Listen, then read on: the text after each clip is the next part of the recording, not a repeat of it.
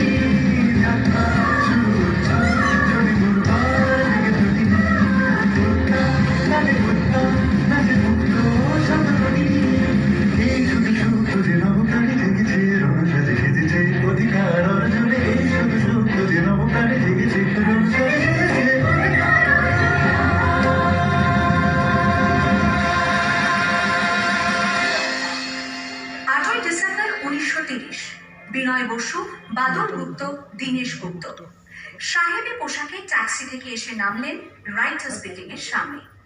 সোজা উঠে গেলেন দোতলায়। সামনেই সিমসনের ঘর। দ্বাররক্ষীকে ঠেলে ঢুকে গেলেন ভেতরে। বন্দুকের আওয়াজে গর্জে উঠল রাইটার্স। লুটিয়ে পড়লেন সিমসন। এরপর রাইটার্স বিল্ডিং এর অলিন্দ বারবার গর্জে উঠল বিপ্লবীদের গুলির শব্দে। তারপর টেগার সাহেব তার বাহিনী নিয়ে ঘিরে ফেললেন বিনয়, বাদল, দীনেশকে।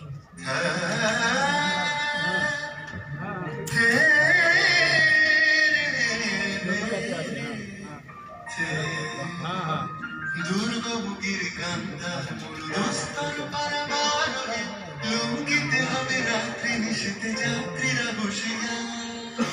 24 সেপ্টেম্বর 1932 মাস্টারদা সূর্য সেনের মন্ত্রে দীক্ষিত প্রীতিলতা মাদেদার 15 জন সশস্ত্র বিপ্লবীকে নিয়ে পাহাড়তলি ইউরোপিয়ান ক্লাব আক্রমণ করে আগুন ধরিয়ে দিলেন।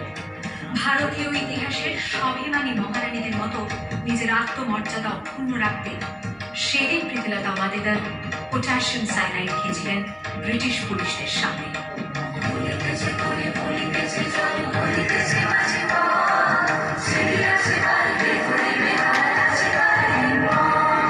দিয়েছো জোয়ান হওয়া গোয়ান থাকে যে ভবিষ্যৎ এ তুফান ভারী দিতে হবে পারি নিতে হবে তোর বুকের কান্তা মোর দোস্তার লুকিতে হবে রাত্রি নিশীথে যাত্রী খুশিয়া 29শে সেপ্টেম্বর 1942 তমলুকের মাটিতে কয়েক হাজার ভারতীয়কে নিয়ে যিনি পুলিশ স্টেশন ঘেরাও করার লক্ষ্যে হেঁটেছিলেন, সেই সত্তরোর্ধ্ব মাতঙ্গিনী হাজরা পুলিশের নির্মম গুলিচালনা ও লাঠিচার্জ সত্ত্বেও তাঁর হাতের পতাকাটি মাটিতে লুটোতে দেননি। আর ঠিক তার পরের বছর 1943-এর 30শে ডিসেম্বর জাপান সরকারের অধীনে থাকা আন্দামান দ্বীপ সেদিন হস্তান্তর করা হলো ইন্ডিয়ান ন্যাশনাল আর্মিকে। পোর্ট ব্লেয়ারের মাঠে তিরঙ্গা পতাকা তুললেন সুভাষচন্দ্র। এটাই স্বাধীন ভারতের মাটিতে প্রথম তেরঙ্গা ঝান্ডা। আইএনএর commander in chief Subhas Chandra Bose হলেন ভারত, যাকে স্বীকৃতি দিয়েছিল 18টি দেশ।